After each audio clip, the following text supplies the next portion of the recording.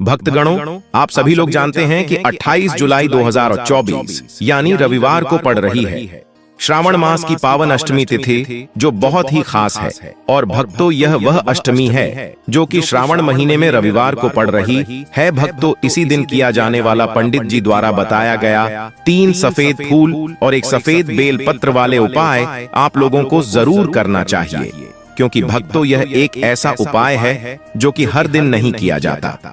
श्रावण महीने में जो अष्टमी आती है उसी दिन किया जाता है।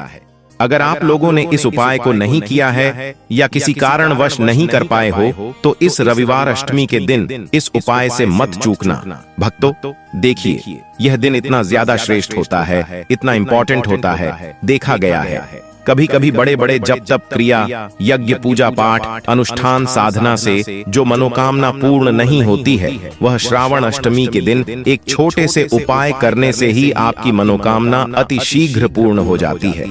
और बहुत सारे लोगों भक्तों ने इस उपाय को किया भी है और उनको इस उपाय को करने का फल भी 100% मिला है। अगर आप लोग भी इस उपाय को इस अष्टमी के दिन करना चाहते हैं, तो आप इस उपाय को पहले अच्छी प्रकार से समझ लेना, ध्यान पूर्वक सुन लेना, उसके बाद करना। आपको इस उपाय का फल जरूर 100% मिलेगा। आपकी सभी मनोकामनाएं पूरी हो जाएंगी।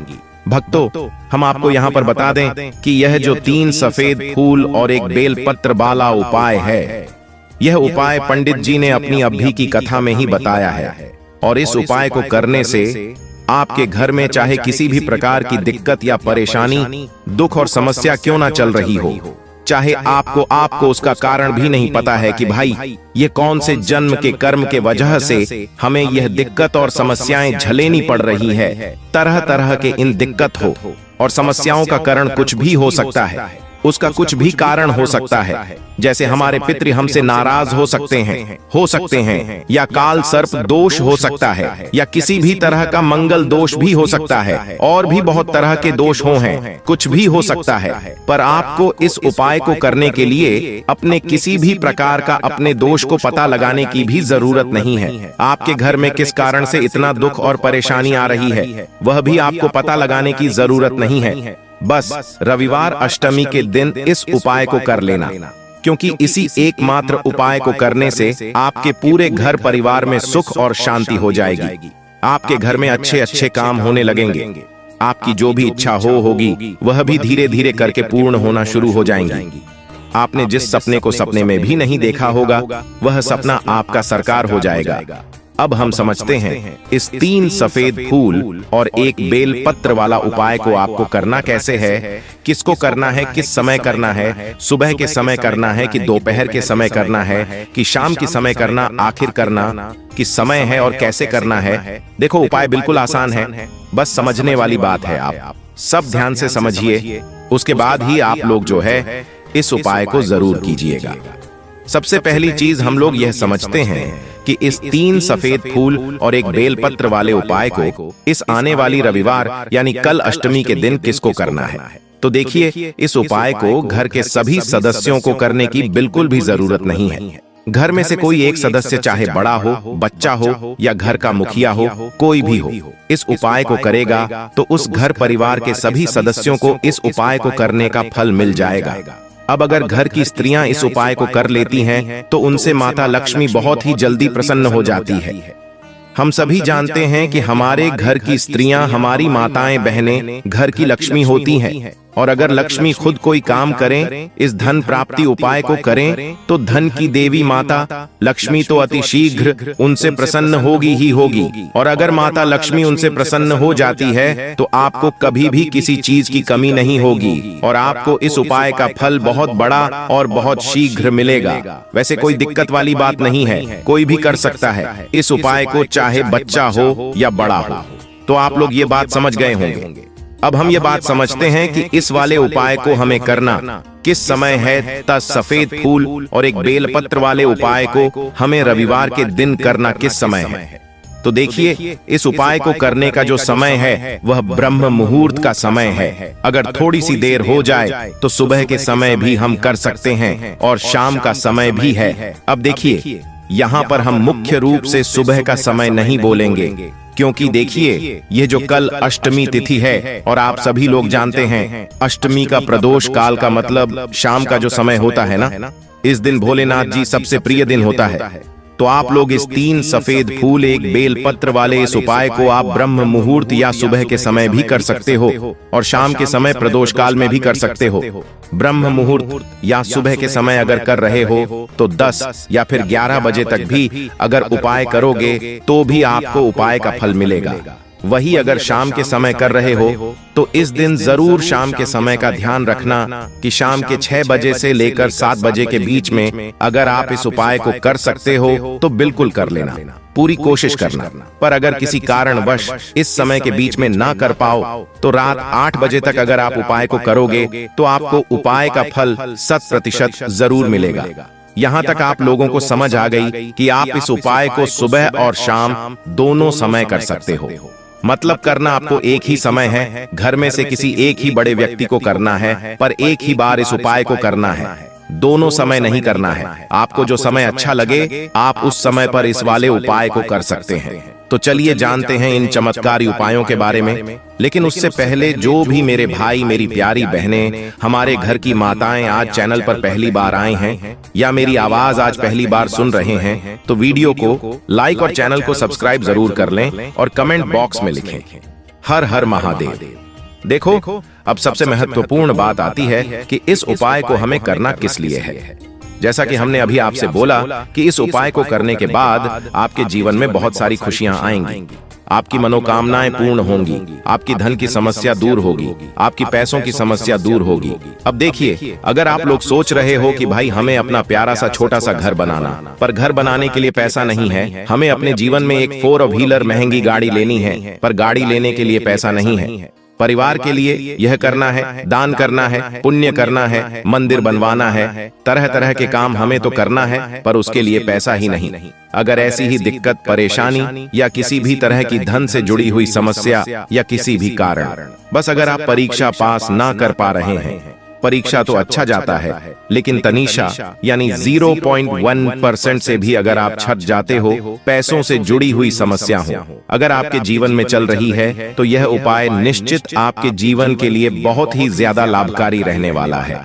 इसीलिए अगर आपके घर में बहुत ज्यादा मतलब दिक्कत समस्या परेशानी चल रही है, धन से जुड़ी हुई पैसों से जुड़ी हुई धन की बहुत ज्यादा कमी आ रही है, पैसों की बिल्कुल संस नहीं मिल पा रहा हो तो भाई आप लोगों को इस वाले उपाय को जरूर करना चाहिए। तो इस उपाय की सामग्री हम लोग सबसे पहले जानते हैं कि इस उपाय में किस किस चीज की आवश्यकता पड़ेगी। तो देखिए उपाय का नाम तो 3 सफेद फूल और एक बेल पत्र वाला उपाय है, पर इस उपाय में कुल मिलाकर 4 सामग्री हमें लगने वाली है जो कि पंडित जी ने अभी अभी की कथा में बताया है। और जो हम आपको उपाय बताते हैं वो पंडित जी द्वारा बताए गए होते हैं, अलग से हम कुछ भी नहीं बताते हैं।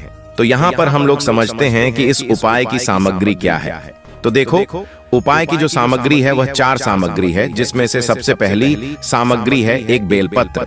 देखो बेलपत्र क्या होती है, बेलपत्र जो शिव की शिवलिंग पर चढ़ती है। दूसरी चीज है एक शमी पत्र, शम पत्र वह जो शिवलिंग पर ही चढ़ता है। तीसरी चीज है भक्तो फूल जो उपाय का नाम है। तो एक यहाँ पर आपको सफेद फूल लेना है। अब यह सफेद फूल कौन सा लेना है? देखो शिवलिंग के ऊपर जो सफेद फूल चढ़ता हो उनमें से कोई भी एक सफेद फूल पसंद कर लेना, पर ध्यान रखना कि अगर धतूरे का फूल मिल जाए तो वही ले लेना और वह कहीं से तोड़कर या कहीं से खरीद कर लेकर आना और उस सफेद फूल को उपाय में प्रयोग कर लेना। उसके बाद में एक बेलपत्र विशेष रूप से ध्यान रखना, जो बेलपत्र हमारे महादेव पर चढ़ता है यानी कहीं से काटा पीटा ना होना चाहिए, टूटा हुआ ना होना चाहिए, साफ सुथरा एकदम खींचा पता वाला बेलपत्र होना चाहिए। सिर्फ और सिर्फ मात्र एक बेलपत्र आपको लेनी है, इसके अलावा कुछ मत लेकर आना। तो एक जगह इस सामान को इकट्ठा कर लेना भक्तों। आपको यह चारों सामग्री चाहिए, एक बेलपत्र, एक शमी पत्र, 3 सफेद फूल और एक लोटा गंगा जल। जिनके पास गंगा जल ना होगा आरो का जल भी ले सकते हैं, यानी पीने का जल भी ले सकते हैं। चारों सामग्री आप लोग तैयार करके रख ले। प्रदोष काल में या सुबह के समय जब भी आप इस उपाय को कर रहे हैं, जैसे ही आपके उपाय की सामग्री तैयार हो जाती है तो क्या हम सीधा उपाय को करने के लिए इन चारों सामग्री को लेकर मतलब उपाय करने के लिए जा सकते हैं? नहीं तो यहाँ पर आपको इस बात का ध्यान रखना है कि हम भगवान शिव जी को प्रसन्न करने के लिए तो जा रहे हैं, हम अपनी मनोकामना को पूर्ण करवाने के लिए तो जा रहे हैं, पर हमें यह नहीं दर्शन है, बिल्कुल भी नहीं है कि हम सिर्फ अपने फायदे, अपने स्वार्थ के लिए भगवान शिव जी के मंदिर में आए हैं। इसलिए हम इस उपाय को करने के साथ साथ में भगवान शिव जी की पूजन अर्चना के लिए कुछ सामग्री भी जरूर लेकर जाएंगे। जैसे कि सुबह के समय अगर आप उपाय को कर रहे हो, इस 3 सफेद फूल और 1 बेलपत्र वाले इस उपाय को, तो भाई सुबह के समय आपको एक लोटा जल लेकर जाना है। जो लोग प्रतिदिन शिव जी के मंदिर जाते हैं, पूजन अर्चना करते हैं, जल चढ़ाते हो हैं, फूल बेल पत्र सब कुछ चढ़ाते हैं, दूध चढ़ाते हो, दही चढ़ाते हो, भांग चढ़ाते हो, मधु चलाते हो, जिस प्रकार भोलेनाथ की पूजा करते हो उसी प्रकार सबसे पहले तो आप अपनी पूजा अर्चना उसी ढंग से कर लेना। बाकी जो सिर्फ उपाय को करने के लिए जा रहा है, जो कुछ भी लेकर नहीं जा रहा है, उसे कम से कम 1 लोटा जल अपने घर से जरूर भर कर लेकर जाना अगर आप उपाय को कर रहे हो, है ना? क्योंकि इस वाले उपाय को आप भगवान शिव जी की पूजन अर्चना करने के बाद ही करना। वहीं अगर बात करें शाम के समय की, अगर कोई व्यक्ति शाम के समय प्रदोष काल में इस वाले उपाय को कर रहा है, तो भाई आपको मात्र 1 घी का दीपक तैयार करना है और 1 चुटकी कोई पुड़िया में हल्दी भी रख लेना। यह बात हम हमेशा बोलते हैं, शाम के समय प्रदोष काल में कोई कर रहे हो ना, तो दीपक का विशेष महत्व होता है। अष्टमी के दिन का प्रदोष काल में जो भी व्यक्ति दीपक जलाता है ना भगवान शिव जी के मंदिर में, भाई उसके जीवन से सारी दुख और परेशानियां भी दूर होती हैं। तो भाई इस दिन दीपक का विशेष रूप से ध्यान रखना आप लोग। अगर आप इस उपाय को शाम के समय प्रदोष काल में कर रहे हो, है ना, ये जो दीपक आप लोग लोगे ये आटे का लोगे। जो आटा आप शान लोग यानी आटा सुनकर उसे एक आपको दीपक बनाना है। अगर संभव ना हो तो आप मिट्टी या पीतल का दीपक भी ले सकते हो। इसके अंदर जो बत्ती रखोगे वह गोल बत्ती रखोगे। देखो गोल बत्ती भी 2 तरह की होगी, एक बाजार की और एक घर वाली। तो कोशिश करना अपने घर में जो रुई रखी हुई है उस रुई से आप लोग एक गोल बत्ती अपने ही हाथों से बनाओ। उपाय का फल अच्छा मिलता है, भगवान शिव जी जल्दी प्रसन्न होते हैं। जब हम किसी भी उपाय को अपने हाथों से परिश्रम करके तैयार करते हैं तो आपको उस दीपक के अंदर एक गोल बत्ती रख देनी है। इसके अंदर जो चीज आप लोग लोगे वो डालोगे शुद्ध देसी गाय का घी। इस बात का विशेष रूप से ध्यान रखना, क्योंकि भगवान शिव जी का सबसे प्रिय दिन और प्रिय समय पर हम लोग इस वाले उपाय को कर रहे हैं। तो थोड़ा सा शुद्ध देसी गाय का घी इतना डालना कि वह दीपक कुछ समय तक चल सके। ना बाजार वाला मिलावटी घी डालना, ना भैंस का घी डालना, शुद्ध देसी गाय का घी। आपको ढूंढने में थोड़ी मतलब मेहनत लगेगी और महंगा भी मिलेगा, पर गाय के घी से भगवान शिव जी प्रसन्न होते हैं और उसी शुद्ध देसी गाय की घी से घर में बरकत भी बनी रहती है और हमारे घर में सुख शांति भी बनी रहती है। इसलिए इस शुद्ध देसी गाय का घी को अपने घर में हमेशा रखा करो। वह भगवान शिव जी के कार्यों में भी उपयोग में आता है और उपायों में भी हम लोग प्रयोग कर सकते हैं। तो यहाँ पर आपकी सारी तैयारियां हो चुकी हैं। उसके बाद मैंने कहा कि अपने भंडार में से 1 चुटकी हल्दी एक पुड़िया में बांध कर रख लो। उपाय को करते समय शुद्धता का विशेष रूप से ध्यान रखिएगा। सुबह कर रहे हो तो भाई सुबह तो आपको स्नान करना ही करना है। बाकी शाम को कर रहे हो तो शाम को मात्र हाथ मुंह धोकर अपने कपड़े बदलकर आप लोग इस वाले उपाय को कर सकते हो। कोई दिक्कत वाली बात नहीं है भाई। उपाय की पूरी सामग्री तैयार करके और पूजन सामग्री लेकर आपको भगवान शिव जी के मंदिर पहुंचना है, जो आपके घर के पास में हो, जहां पर शिवलिंग विराजित हो, शिवालय हो, वहां पर आप लोगों को पहुंचना है। एक चीज का और ध्यान रखना, आपकी जब भी आप मंदिर जा रहे हो तो ध्यान रखना कि कभी भी चप्पल पहनकर मत जाना। आप भोलेनाथ से मिलने शिवालय जा रहे हो तो वहां खाली पर नंगे पैर जाओगे तो ज्यादा फल मिलेगा और फल अति शीघ्र मिलेगा। तो ध्यान रखना कि चप्पल पहनकर तो बिल्कुल भी मत जाना। यानी आपको शिवालय कैसे पहुंचना है तो नंगे पैर पहुंचना है, खाली पर पहुंचना है, परिश्रम करके अपने भोलेनाथ के पास पहुंचाना। और जैसे ही आप भगवान शिव जी के मंदिर में पहुंचते हो वहां जाकर ही उपाय शुरू नहीं करना है। तो नहीं, पहले आपको भगवान शिव जी की पूजन अर्चना करना है। पूजन अर्चना कैसे करोगे? सुबह के समय गए हो तो 1 लोटा जल, दूध, दही, फूल, बेल पत्र, प्रसाद चढ़कर जो भी पूजन सामग्री लेकर गए हो उससे पहले पूजन सामग्री आप लोग मतलब पूजन भगवान शिव जी की कर लो। जो व्यक्ति सिर्फ एक लोटा जल लेकर गए हैं, वह शिव जी की शिवलिंग पर मात्र एक लोटा जल एक धारा से धीरे धीरे करके चढ़ लो, है ना। अपनी पूजन अर्चना आप लोग जो है पूरी कर लो पहले। उसी के बाद अगर आप शाम के समय कर रहे हो तो पहले जाकर बैठना है। भगवान शिव जी के शिवलिंग के पास में आप जो दीपक तैयार करके लेकर आए हो, उस दीपक को पहले जलाना है। यह जो दीपक आप लोग जलाओगे ना, इस बात का ध्यान रखना कि वह किसी और की माचिस से मत जलाना। अपनी ही माचिस अपने ही घर से लेकर आना और इस दीपक को अपने ही माचिस से जलाना। अगर आपने मंदिर की माचिस या किसी और की माचिस ले ली, इस उपाय को करने में इस उपाय का फल उस व्यक्ति को भी तो बहुत मिल जाएगा। इस बात का ध्यान रखना, अपने घर से अपनी ही माचिस लेकर जाना और इस दीपक को जलाना। दीपक को जलाने के बाद एक पुड़िया में जो एक चुटकी हल्दी बांध कर लाए हो, वह हल्दी उसे दीपक में एक चुटकी दे देना। यानी दीपक के अंदर एक चुटकी हल्दी डाल देना। उसे क्या होगा कि तुम्हारे जीवन में जो भी कष्ट है, दुख है, परेशानी है, सब सदा सदा के लिए समाप्त हो जाएंगे धीरे धीरे करके। और वह दीपक भगवान शिव जी की शिवलिंग के पास में रख देना। शिवलिंग के इतना पास में मत रखना कि भगवान शिव जी को आंच लगे, थोड़ी सी दूरी बनाकर ही जो है इस दीपक को शिवलिंग के पास में आप लोग रख दीजिएगा।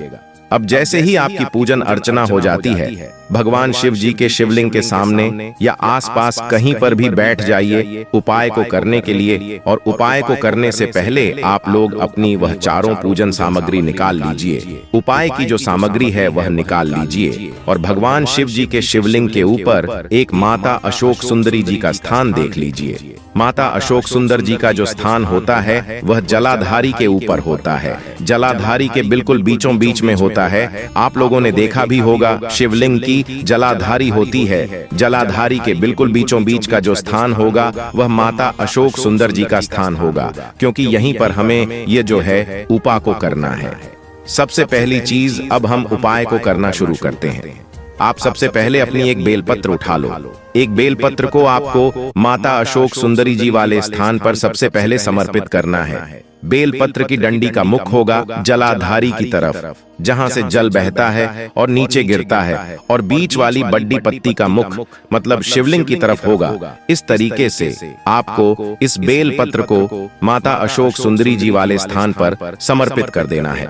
उसके बाद में अपनी एक शमी पत्र उठा लो जो आप उपाय के लिए लेकर आए हुए हो। शमी पत्र को उठाकर शमी पत्र की भी जो डंडी का भाग होगा वह जलाधारी की तरफ करके, जहां से जल बहता है नीचे गिरता है उस तरफ करके, और पत्ती वाला भाग शिवलिंग की तरफ करके इस शमी पत्र को भी उस बेल पत्र के ऊपर आपको समर्पित कर देना है। समर्पित करने के बाद अब आप ले लो अपना 3 सफेद फूल जो आप उपाय को करने के लिए लेकर आए हुए हो। इस 3 सफेद का जो खिला हुआ भाग होगा, चाहे वह धतूरे का फूल हो, चाहे कोई सा फूल जो शिवलिंग पर चढ़ता हो, भाई उस फूल का जो खिला हुआ भाग होगा वह शिवलिंग की तरफ होगा।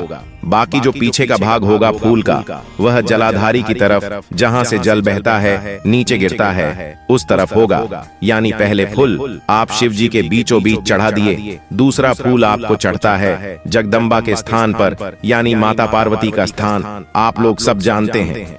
वहां आप एक दूसरा फूल को माता जगदम्बा के स्थान पर आप चढ़ा दीजिए। तीसरा फूल आपको चढ़ता है गौरी पुत्र गणेश जी के स्थान पर। गणेश जी का स्थान भी मैंने कई बार बताया है, तो तीसरा फूल को आपको चढ़ा देना है गणेश जी के स्थान पर। और आखिरी में आपका जल है ना, वह जलधारी के पीछे पीछे शिवलिंग के ऊपर आपको चढ़ा देनी है। और श्री शिवाय नमस्तुभ्यम या ओम नमः शिवाय आपको जब कर लेना है, जैसे जैसे आप जल चढ़ाएगा ओम नमः शिवाय ओम नमः शिवाय बोलते रहिएगा। और उसके साथ साथ उस समय आप लोगों को कुंडकेश्वर महादेव जी का नाम लेना है। कुंडकेश्वर महादेव का स्मरण करते हुए आपको इस उपाय को करना है, और भगवान शिव जी और नारायण जी का स्मरण करते हुए ही इस उपाय को आपको करना है। तो जब भी आप एक बेल पत्र, एक शमी पत्र और 3 सफेद फूल का ये उपाय करते हैं, उसके बाद हाथ जोड़कर दंडवत होकर भोलेनाथ को प्रणाम करना है। आंख बंद कर कर हाथ जोड़कर प्रार्थना करनी है कि हे प्रभु, मेरे दुखों को दूर करो, मेरे कष्टों को दूर करो, मुझे रोगों से सदा मुक्त रखो। प्रभु, जो भी मेरे जीवन में पितृदोष हो, जो भी मेरे कुंडली दोष ग्रह नक्षत्र खराब हो, सभी को जो भी दुख और समस्या परेशानी चल रही हो, आपको अपनी वह दुख और परेशानी जो है भगवान शिव जी से उपाय को पूरा करने के बाद वहीं पर पास में बैठकर बोल देना है। हाथ जोड़ के आंखें बंद करके अपनी परेशानी भगवान शिव जी के सामने आपको बोल देनी है। और आपके मन में जिस भी प्रकार की इच्छाएं हो, धन दौलत पाने की चाह हो, घर मकान बनाने की चाहे गाड़ी खरीदना हो, संतान प्राप्ति हो, जो भी आपके पास चाहत है, जिस भी प्रकार की आपकी मनोकामना हो, आप मन ही मन भोलेनाथ जी को बोल दीजिए, भोलेनाथ से मांग लीजिए और भोलेनाथ को प्रणाम कर कर अपने घर लौट आइए। देखना ऐसा करते करने से भगवान आपकी सारी इच्छाएं को पूर्ण करेंगे, क्योंकि भोलेनाथ बहुत ही ज्यादा दयालु हो। भोलेनाथ इतना ज्यादा दयालु है कि वह राक्षस को भी मनचाहा फल दे देते हैं, वरदान दे देते। तो हम तो कुछ इंसान हैं, एक बार सच्चे दिल से तो मांग पगले पूरा ना हो जाए तो कहना तो प्यारे भक्त। चलिए अब हम जानते हैं अगले उपाय के बारे में, जो कि है एक छुटकी हल्दी का उपाय। एक छुटकी हल्दी का उपाय एक ऐसा उपाय है जिसे अगर कर लिया तो आपका भाग्य बदल जाएगा, आपकी जन्म जन्मांतर की गरीबी दूर हो जाएगी।